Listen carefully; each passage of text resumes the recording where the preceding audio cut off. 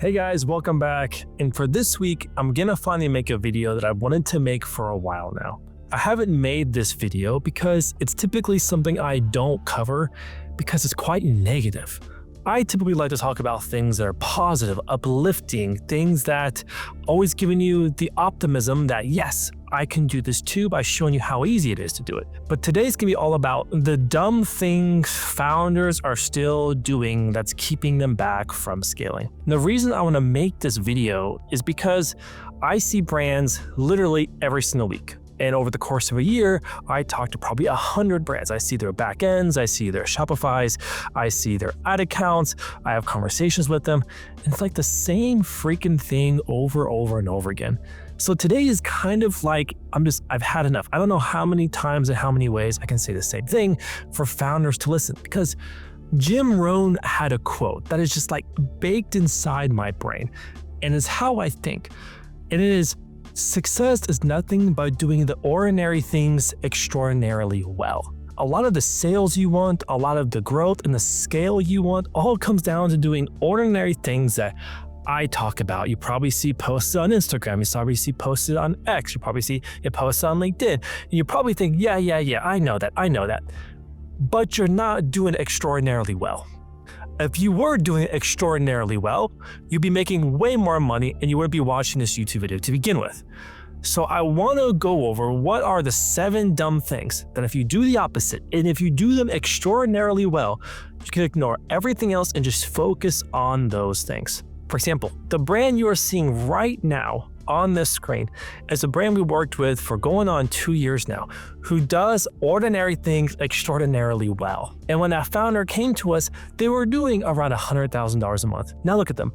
8x increase. They're now an 8-figure brand, up 80% year over year, because they do the ordinary things extraordinarily well. And they're not doing these dumb things I'm gonna show you.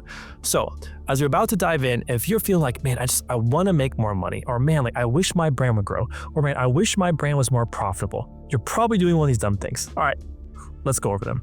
We're gonna cover this in 7 phases because the dumb things I see, they're all over different parts of the business, different parts of the funnel, different parts of the fundamentals of running your e-commerce business. And so the first thing we're gonna cover, and these are the 7 things we're gonna cover. Number 1, we're gonna cover dumb things I see in the ad account all the freaking time. Now I'm focusing on Meta because 99% of all brands are running Meta ads. I could do one on Google. I could do one on Klaviyo. If you want to see one of those, let me know. I can do it. I can have someone on my team do it. Also, dumb things people are doing on their store. These are very little things that if you stop doing these dumb freaking things, you're gonna make so much more money. The other one is dumb things when you're trying to scale. Man, it was really frustrating. I had a brand I talked to literally this week, and they want to scale. They haven't scaled in years, and they're doing one of those things because it's really hard to get out of. It's really hard to get over it conceptually, but I'm telling you, every brand we've ever worked with, and has scaled $2 million a month or $500,000 a month, they all weren't doing this dumb thing. Then we're gonna cover dumb things I see in the checkout. I know that's part of the store, but specifically in the checkout process, that just please don't do those things. The other one is dumb things people ignore if they wanna make more money. These are literally, it would take you a couple hours of work. You make so much more money if you did those things. Number 6, dumb things they're doing with their customers or not doing with their customers. And then number 7, dumb things that they're doing with content or not doing with content, okay? So I told you these ahead of time so you can skip through the chapters to see which one resonates with you. My recommendation, my plea is go through all 7, because remember, success is doing the ordinary things extraordinarily well. And if you and your brand are not doing $5 million a year, $1 million a month, it's because you're not doing ordinary things extraordinarily well. Those are just facts. I could list tons of different people who talk about the exact same thing. Jim Rohn is highly successful. If you don't know who he is, Google him. All right, number 1, let's talk about the ad account. So I'm actually gonna share my screen. We're actually gonna go through an ad account together. Number 1, dumb things in the ad account. So I'm actually gonna share my screen. We're gonna go through an ad account together. There's several things in an ad account I see people doing dumb all the time. And I'm gonna show you what they are, where to go to how to find these, but let me tell you what they are right now. Number 1, especially with how they set up, they aren't using these audience segments, okay? Now, what are the benefits of this? Is number 1, Meta knows who is versus isn't my customer. I'm making another video about just how good Meta is nowadays, understanding who is and who isn't your customers, but specifically, you must do that. Other thing is in terms of how people exclude. The other dumb thing that they're doing is they don't have a proper setup. For example, I had a supplement brand that I was reviewing just this past week, and they're like, man, every time I try to scale, I don't see top line revenue follow. This is the reason why. 9 times out of 10, this is the reason why. There's a few other ones. Let's go through that account and let me show you all the other ones, plus how you can find these ones. All right, so one of the first things I see that are dumb happening all the time is they don't have the actual audience segment set up. For example, things like this is you want to be able to tell Meta, and you do this by uploading the right segments. Here are the people who are engaged with my brand. They're in email, they're in SMS, but they haven't purchased yet. Here are the people who have purchased, but also here are the people who are subscribed to my business as well. So an easy way to do this is when you go to set up a campaign, you actually go to this part right here called audience segment reporting, where you'll set up who are the type of audiences who have visited my website. And guys, you could get very specific with this. You can get down to website, type of customers, quality of customers, okay? Or you can go quite broad. What we typically do is we upload who are the people that have visited the website, who are the people who are on our email list, specifically people on the email list who haven't purchased. That's critically important because Meta is all about signals, and the AI understands signals and the data. So the more clean you have that data and those signals, the more Meta is going to understand and be able to target similar people. That's why Meta very wisely made this switch when they set up Advantage Plus campaigns, where you can feed it this data for it to really understand. And then the other one is going to be types of customers. Now, you can upload your Klaviyo list, you can sync it, you can also upload a fixed list import. If you can go really granular, I like to even give it details like second-time customers, 5-time customers, subscribers.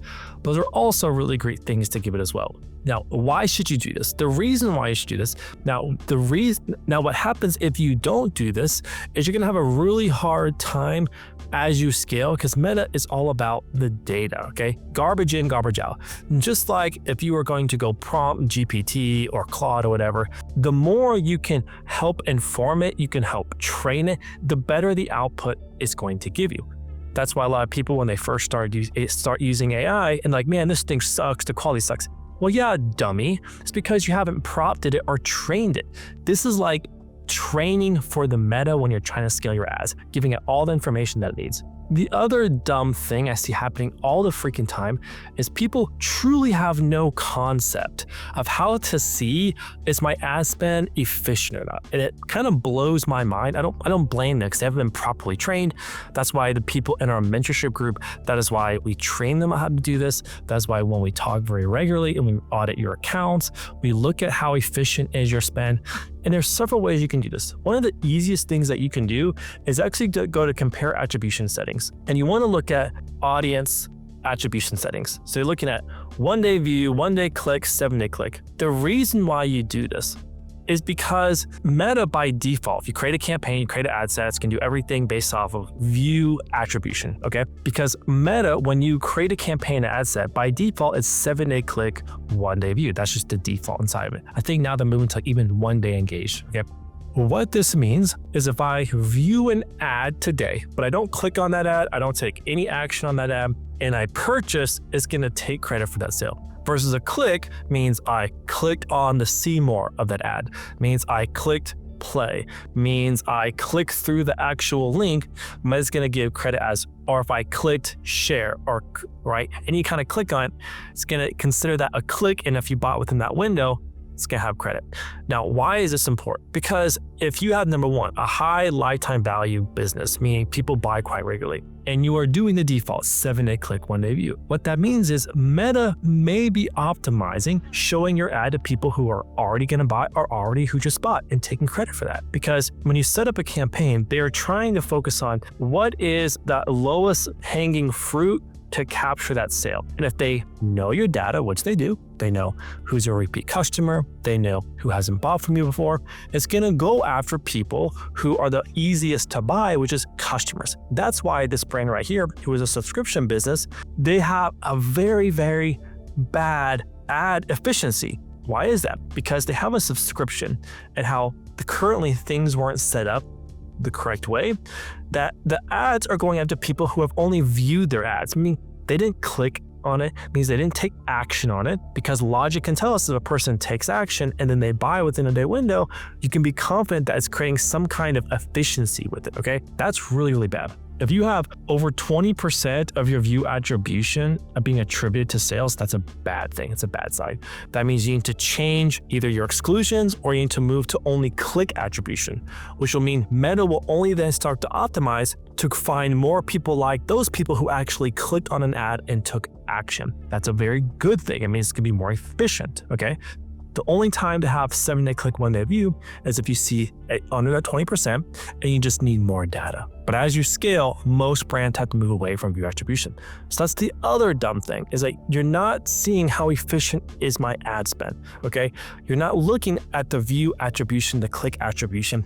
And that is 9 times out of 10, when a brand's trying to spend more money and they spend more money and they don't see top line increasing, 9 times out of 10, it's always an issue with this, that their ads aren't spending efficiently based on the setup, could also be their targeting in the ad, or frankly, is that they don't have the proper exclusions in place or click attribution to force Meta to only go after people who are actually gonna take action on a click. Right. The other dumb thing I see people doing all the time is this right here. Now, this has exclusions in place, but I see people have no exclusions. Why is that a problem? It's also like the click attribution, meaning you don't want your ad spend going after people who have just bought in 30 days or 100 days. There's way better, more efficient ways to get in touch with those people, email, SMS, a postcard, than running an ad to them, right? It's a lot of ways to spend. But also, remember, Meta is trying to go after the lowest hanging fruit, right? The easiest conversion possible. And if you're giving it a free-for-all, it's gonna go after people who are the easiest to purchase first, and that's gonna be customers, especially if you're launching new products, especially if you have a subscription business, it's gonna go after those people. You do not want that. Please don't do that. That is why every single time someone goes to our mentorship group, that's one of the first things we wanna tackle is set up things correctly, okay? Specifically the exclusions, because it forces Meta, it trains Meta over time to go after what we call and as more efficient ad spend, which is going after net new people. And the last dumb thing, and this is just probably one of my biggest pet peeves, and I'm talking about it here with the ad account section specifically, is because it's gonna give you better performance on your ads. Like it's literally the mundane thing that if you do extraordinarily well, your ads are gonna perform so much better. And that is, you have to be responsive to every freaking comment on an ad. No exceptions, no exceptions. And I'm showing you the example of a brand that this is just one of their hundreds of ads that you go to look at it, and yes, there's a lot of comments to respond to, but they're not responding at all. Do you have any idea how much of a missed opportunity that is to, number 1, delight a customer, number 2, get a new customer, number 3, because people look at comments to also set either a good tone, expectations, a good experience, or to help sell the next person who sees the ad, clicks on the comments, and reads comments. A lot of people read comments. It's like a landing page of itself. It is one of the greatest areas you can help close future people is by responding to this. And it's painful when I see this because brands just don't understand how much money they're losing. For example, I ran a test not too long ago just to prove this out, where we took 2 identical ads.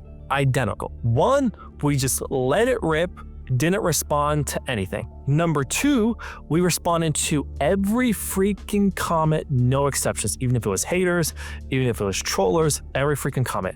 Ad number 2 scaled well above and beyond ad number 1 by many multiples of money, okay? And I did that just to prove the point that it pays off in money. It's well worth the effort. But again, it's the ordinary mundane thing that if you did this exceptionally well, all of your ads are going to perform better. You're going to close way more people because not everyone's going to click through an ad to your landing page, but a lot of people are going to see that there's a crap ton of comments. They're going to read the comment. All right, number 2, the dumb things sponsors are doing that is keeping them from making more money. Number 2, post-purchase surveys. I have seen 20 brands in the last 2 months, 20, and I'm not exaggerating, 20 that do not have a post-purchase survey set up. Now, what is a post-purchase survey? Number 1, it's a survey, and this is actually Hexclads, where You buy the thing, you go to the thank you page. On the thank you confirmation page, where typically see here's your order, here's your shipping, here's your tracking link. Instead, it adds to the thank you page a survey, which is like this, okay? A survey like this. The survey, you can literally do whatever you want. You can say whatever you want, ask whatever you want. You can even add images in there as well. But it's a way for you to get information from them. This information is a freaking goldmine. You can use it to inform new ads, informing making new products. You can use it to get attribution on your marketing spend. So for example, Hex Club, they make a crap ton, they spend a crap ton of money, and they can use this survey to pinpoint where are people first hearing about us to see where should we invest more money to begin with. It is like the greatest goldmine you could ever do from a marketing perspective to get insight on what to do next, okay? We have even used it to help us come up with our mass desires for our ads. Well, we'll ask them, what was your desire buying this product? What were you trying to fix? What pain were you trying to avoid? What outcome is your secret desire of buying this product? They are literally telling you exactly how to market to them. It blows my mind when people don't do it. And I do want to say, do not make this an email. Don't make it an email, or in the email you have a link to a survey. The response rate on that is like abysmal. It's like 10% or less. Post-purchase survey for our brands right now, the average response rate is 25%, meaning 1 in every 4 people are filling out this survey. That is a lot. Why? Because they go to the thank you page, confirmation page, and it's right there in their face, right? You don't have to worry about open rates on an email, for example. But this is the greatest thing every single person could do to make their marketing more efficient, to make their business better. Because like I said, you can ask whatever question you want. You could ask 2 questions, 3 questions, 5 questions. We've even used it for some of our brands to help inform us if we should work with more content creators, what kind of content creators. Well, we'll ask them, which of these people have you seen use our products? We list them out, or you can even show their pictures, and they'll tell us. They're like, okay, cool. That content creator is pulling in more new customers. Great. Let's work with more with her or more with people like her. Okay. We've also used it to help inform what kind of offers we should run. Hey, of these 5 choices, which one is the better offer to you? And then we can take that offer, turn it into an ad, and it just freaking rips. This is literally the dumbest thing you could be doing by not having this. Now, just because I want to give you guys some value, here are some of our favorite questions. Take them, rip them, go for it. But you can use it for customer acquisition for ad effectiveness. For example, like, did you see a search engine to find us? Like if you're investing in SEO, great question to ask. Or if you're starting to rank with AI, like GPT or Perplexity, which by the way, if you guys want to rank your brand with AI, send me a DM. I have a really great guy I met who does that really well. What was their motivation? Again, that helps to inform marketing efforts, language, copywriting, imagery. Competitors, what other people were they comparing you to? That also helps you to understand, okay, if it's the same competitor coming up, I need to go see how they're positioning themselves. I need to go see how they're communicating. Where's the white space? Where's the blue ocean opportunity of how now I can one up them? The platform I like the most to use for post-purchase survey is called No Commerce. There's others out there now, but the subscription and the payoff you get from it is one of the greatest investments you could ever make. And like I said, you can literally change the whatever you want. But what's really cool, I don't have it in front of me, is you get to see reporting as well. You can see what was the cart value of people who answered those questions. So now you can also attach some actual return on investment dollars to it. For example, we have a brand that we were doing it for YouTube.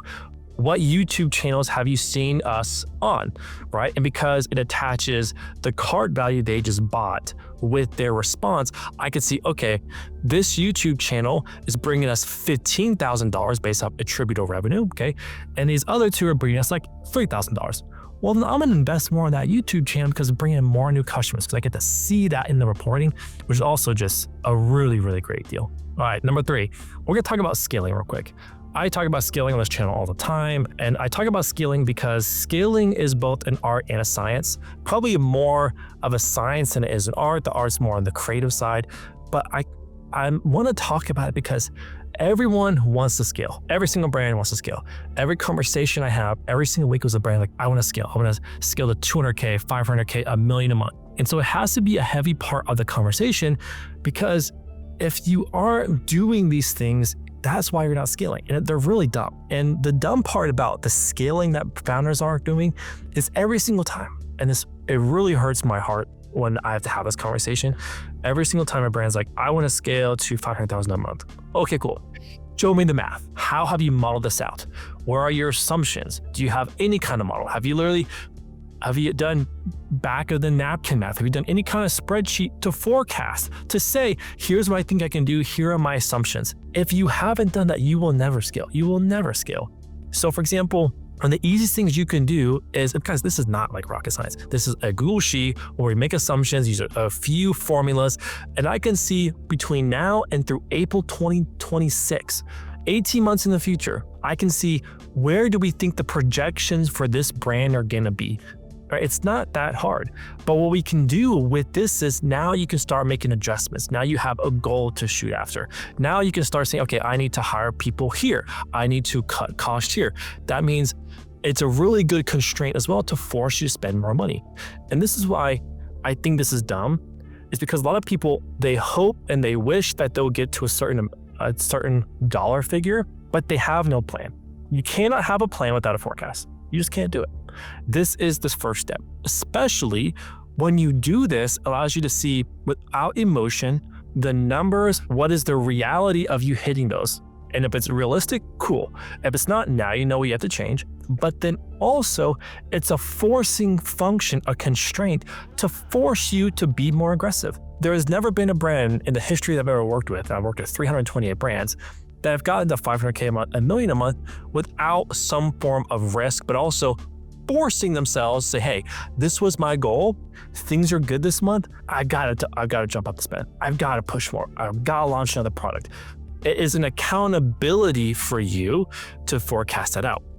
And this isn't the first time I've talked about scaling, but it's honestly the dumbest thing, because if you do not take the time to think through this, you're never going to scale. Especially when it comes to this, and I've shown this on the channel many times. This is just a really great scaling model that I like to use, where it can show you the relationship with spending more with more volume than like hoarding it. If I could say one thing very confidently, is the thing that's held brands back from scaling, probably more than their market, their total addressable market, than their business fundamentals, and then the size of the founder, is putting a constraint that I must have a 3.5x ROAS. I must have a 4x ROAS. I must have a 3x ROAS. Any founder that's ever done that has never scaled. They might have got up a little bit, but they've never scaled $1 million a month, because ROAS actually becomes a constraint in you growing your business. E-commerce businesses, the more at scale they get, the more efficient that they get, okay? But also because of this, you will make more profit overall with more volume than you will capping your ROAS, because the more you spend, ROAS will go down. It's not at the same increment that if I'm spending 100K right now, if I'm spending 100K right now at 2x, and if I increase to 200K, it doesn't mean my ROAS can go down by that same increment. It's not going to go down to 1x. It may go down to 1.7, 1.6. I'm making this up. But it's not going to go down the same increment. But every brand I've ever worked with had this mentality, or they had to develop this mentality, that the more you spend is often better than hoarding. For example, I've shown this example many times on this channel, where this is your revenue, this is your forecast, here's your contribution profit. Most people, if ROAS is not as good as their forecast, will say, hey, spend no more money. What happens? Well, you're gonna make less money because your return's less. Well, a lot of people will do is they'll say, actually, hey, we're not hitting our target, we're at 3.10, let's pull back spend, pull back spend, pull back spend, pull back spend. What happens? It crushes your cash flow. What wiser brands do is say, hey, yeah, return's not great, but I've done the math, I've done the model. Let's actually spend more, which completely goes against your gut feeling of like hoarding and conserving your money. No, it's like, hey, actually, spend's not great, but if I increase spend by 10% and I can accept a little bit less return, I'll actually make more profit, which this scenario is already better than this scenario and this scenario because you're making more. And wise brands are like, you know what? I'm willing to accept a lower return. In fact, I'm okay spending a way more money at a less return, because I know with this, they're spending 20% more, and this one is spending 100% more right here. but at less return. So at 2.9, 2.6, what happens? They make more money, way more money. So this is actually now better than all three scenarios. And this one is the best scenario overall. Better than this scenario, better than this one, this one, this one, this one. Why? They're spending more, way less return, making more money, but also this part right here. See this 9-day? Their 9-day cash back with their LTV. They're also making more money in 9 days too. If you don't get this, you're never gonna scale. Never gonna happen. That is why you must conquer yourself. You must first set a forecast, then ask yourself the hard question, okay, what is the lowest amount of money I can accept to scale my business?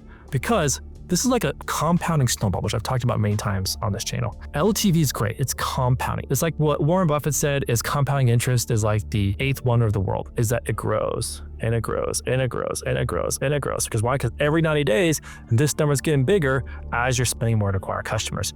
And like, dude, that is the place to be in. You get in that place, you will be unfreaking stoppable. Right, number 4, dumb things people are doing in their checkouts. Number 1 is they are not gamifying it. Now, I'm really on this kick because I really love this. I love gamified checkouts because it works so freaking well. So dumb things people are doing is they're just doing the standard Shopify checkout. You can still make money doing that. Don't get me wrong. You can still make money doing that. But the better thing you can do is pay a couple grand, get a developer to gamify your checkout, where when you add an item to cart, and you can customize this, by the way, there's even apps to help you do this, where you will tell them how much dollars or products away they are to getting another deal, getting another deal, getting another deal. Guys, it is a massive conversion rate booster. And a lot of people, I don't know if it's because they don't know it exists or because they're like, I'm gonna save that couple grand. It's really dumb. It's like saving a penny to keep a penny versus spending a dime to make 10 bucks. It's kind of that idea. Anything you can do to increase your conversion is going to pay for itself in spades over a long period of time. And the other part, and that's why I like it, also you do a checkout, but you can do it in the slide out cart, again, reinforce, which is telling them how far away they are from the discount and then giving recommendations of what they can add to their order. This is like customer experience. This is like the greatest customer experience you can do for people because they feel like you're doing them a favor. It's also quite natural, but guys, you're gonna make so much money. And I had a conversation with a brand where I literally pitched this idea, and I kid you not, their response to me was, yeah, I really like to do that, but I really don't want to spend that $3,000 right now. Are you freaking kidding me? You'd be way better off taking that $3,000 from your SaaS, even from ad spend, to invest to make this happen. Because if you just get the fraction of an increase in conversion, just a fraction, it will more than double, 3x, 100x pay for itself over time. Just one of the dumbest things you can do, all just to save. I don't want to spend the money to do that. Number 5. Not doing pre and post checkouts, pre and post upsell checkouts. For example, this is one of our brands right now. You can see this is how much money they made just by doing pre-purchase and post-purchase upsells. Guys, this is like free money. Why this is really dumb is because you're spending your time, effort, and emotional and mental stress to get sales. You get a person, they go through your checkout, they buy. You are not maximizing the most you could get from them, which is for them to spend more money with you since you already have their attention, since they've already committed to buy from you. You are being dumb by not trying to get them to spend more with you. For a couple hours of work to install this to make an additional 200 grand is a complete no-brainer. And there's many platforms that can do it. One-click upsell does it, aftersell does it, but it works like this. Those platforms, there's 3 really great ways you can do this. This is a pop-up. So right here, this is a pop-up, okay? In the cart, someone adds the cart, this pops up saying, hey, oh, by the way, like, do you want this deal? Do you want to add this to your cart, okay? They can say no. Also, you can have it actual in the cart. So this is actually in the cart where they see the cart, especially on desktop or mobile, where it's like, hey, and this is similar to the gamification, is spend this to get this deal, or by the way, would you want to add this? So another opportunity, and it automatically applies the discount right there. How dope is that? And then what's really great is post-purchase. This is actually a thank you page where someone just bought. So this is the thank you page, upsell. They just bought, hey, you just bought our coffee, great. Oh, by the way, while you're here, would you like us to add this to the bag for you? Do you want us to add this to your order? And they give them a really great one-time offer. Because here's the thing, if they click this button right there, they don't have to refill out their credit card information. They don't have to refill out their shipping information and their address. It automatically just adds it to the order that they did. Just adds it, okay? Which is great because then you guys can add that same package, right then and there.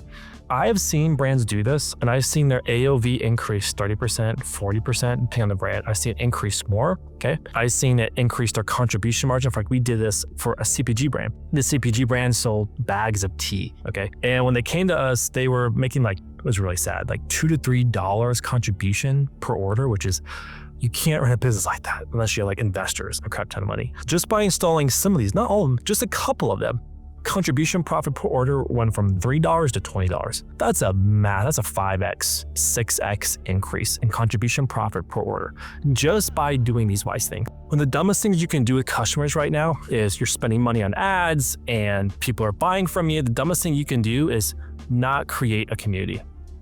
I have worked with several brands that have done this, and these are just examples of some brands I know, some brands that I know their acquaintance, and this is just some of the examples. These are groups. Now, you don't have to do it on Facebook. These are Facebook groups right here, Facebook group right here, 25,000, 19,000, 13,000.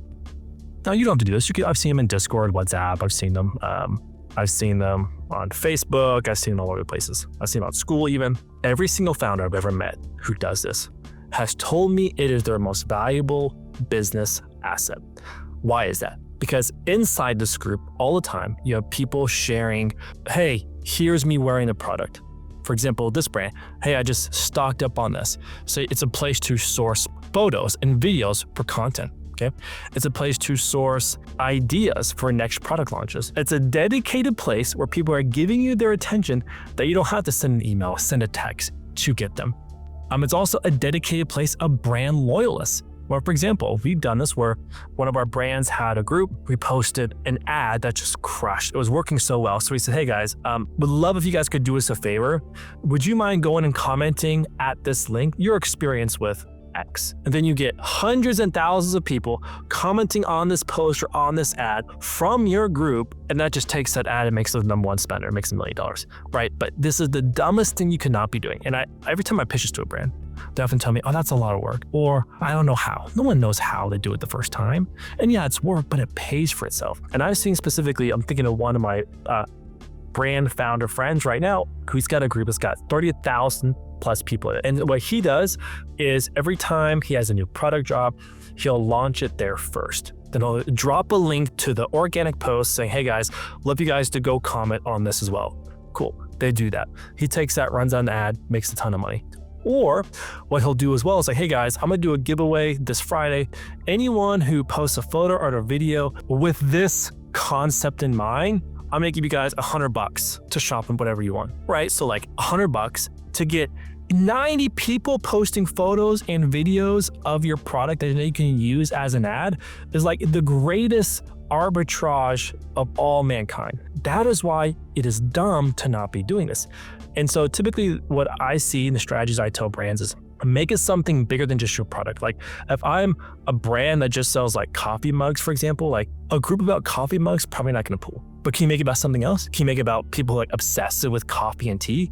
Caffeine addicts? Now it becomes something not bigger. Just so happens these two groups about working out, this is about being a dad. It's bigger than themselves and the product just helps to accentuate that. All right, number 7. This is one that every time a brand comes to us and they're trying to scale, they want to scale. First thing I always do, every single time a brand's talking to me, I go to see, number 1, I go and I look at their organic feed every single time. Now, why do I do that? I do it for a few reasons. I do it because number 1, my experience, what I've seen over 7 years, is people who are posting consistently, creating content consistently, typically outperform brands that don't. For example, this is a brand right now who are already making like $80,000 a month, but they've been stuck there for a long time. I go and I look that they haven't posted organically since 2023. 2023 makes sense why they're not making money. Also, the people who post organically and post consistently tend to have more ads that scale. Why? Because organic is a great testing ground for ads. Also, the people who post organically as well tend to have more loyal customers too, okay? Now, this is probably one of the most fundamental things, the ordinary things that you're like, yeah, right, I know that. You know that, but I see brands every single week that they'll post once a month, once every couple weeks. They haven't posted this guy like in literally over a year or two. it's probably the reason why that you're not growing. For example, there's a guy on X. He's actually the owner of Dad Gang right here. He's actually the owner of this brand right here, Dad Gang. This guy right here. He talks about this all the time, where his brand has grown to 8 figures, and he talks about that the most important thing any founder could do is just post once a day. Be consistent, post once a day. He's like, he's posted once a day now for literally 2 years, and his business is just blowing up. Now, he has good products, a really great angle. Yes, basically it's the greatest thing a founder can do or a business can do. Yet, I see that as like the mundane thing we talked about, remember? The most successful people are extraordinarily well at the mundane things. It's the most mundane thing that people just can't do. And yes, it is dumb. If you can't do that, if you can't be consistent just to post once a day, if you can't be consistent just to freaking make content once a day, you're not gonna make it. And a lot of times they try to farm it out or make it someone else to do it. Sure, do that when you're making money, but if you're not making money, you have no business hiring someone to do that when you yourself can't be accountable and consistent enough to post it. It means you don't want it that enough, or you don't believe in it. That's also true. Maybe you don't believe in your product. It is the dumbest thing you could not be doing. So I wanted to make this video for a long time, but every time I talk about founders, like, yeah, I know, but they're not freaking doing it. I hope you aren't one of those people. I hope you are the kind of person that's gonna take action, because these are the 7 mundane things that if you just freaking do them, if you just do them extraordinarily well, you will be so much more successful than you are right now.